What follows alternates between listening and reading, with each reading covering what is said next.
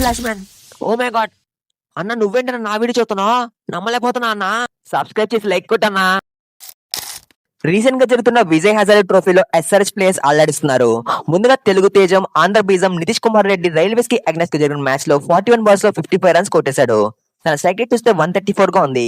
ఏంటి strike rate ఎంత తక్కువ ఉంది అనుకోకండి, ఇదైతే ఓడియా ఫార్మాట్ అండ్ టీమ్ లో అందరికన్నా తన స్ట్రైక్ రేట్ ఎక్కువగా ఉంది.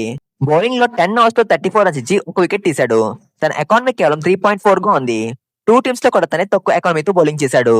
ఈ విధంగా Nitish Kumar Reddy batting and bowling లో కూడా బాగా పర్ఫార్మ్ చేశాడు. ఆస్ట్రేలియాకి ఇంగ్లాండ్ కి మధ్య జరుగుతున్న సిరీస్ లో ఎట్టకేలకు ఇంగ్లాండ్ టీం గెలిచింది. ఎస్ఆర్ఎచ్ పేరైన బైడెన్ కాల్స్ ఫస్ట్ ఇన్నింగ్స్ లో ఒక వికెట్ అండ్ సెకండ్ ఇన్నింగ్స్ లో 4 వికెట్స్ తీశాడు. తను 11 ఓవర్స్ బౌలింగ్ చేసి 34 రన్స్ ఇచ్చి 4 వికెట్స్ తీశాడు. ఇందులో 3 మెయిన్ ఓవర్స్ ఉన్నాయి. ఇక్కడ సాడ్ థింగ్ ఏంటంటే ట్రావిస్ హెడ్ 67 బాల్స్ లో 46 రన్స్ కొట్టేశాడు. హాఫ్ సెంచరీస్ కొట్టేస్తాడు అనుకుంటే బైడెన్ కాసే హెడ్ వికెట్ తీశాడు. సో ఎస్ఆర్ఎచ్ పేరు వికెట్ ని ఇంకో ఎస్ఆర్ఎచ్ పేరు తీశాడు. ఇదైతే హఠాత్ పరిణామం అని చెప్పాలి. ఒకవేళ మీరు ఎస్ఆర్ఎచ్ ఫ్యాన్ అయితే ఆనందపడతారా లేదా బాధపడతారా? మరి ఆనందంలో తేలుతూ బాధపడతారా లేదా బాధ తేలుతూ ఆనందపడతారా? కామెంట్ చేయండి. జీసన్ అన్సారీ చండీగఢ్ కి అగెన్స్ట్ గా జరిగిన మ్యాచ్ లో 7 ఓవర్స్ లో 20 రన్స్ ఇచ్చి 4 వికెట్స్ తీశాడు. తన ఎకానమీ చూస్తే 4.1 గా ఉంది. ముందు మ్యాచ్ లో కూడా తను హైదరాబాద్ కి అగెన్స్ట్ గా 4 వికెట్స్ తీశాడు. తన 2 మ్యాచెస్ లో ఏకంగా 8 వికెట్స్ తీశాడు అండ్ లీడింగ్ వికెట్ టేకర్స్ లో సెకండ్ ప్లేస్ లో ఉన్నాడు.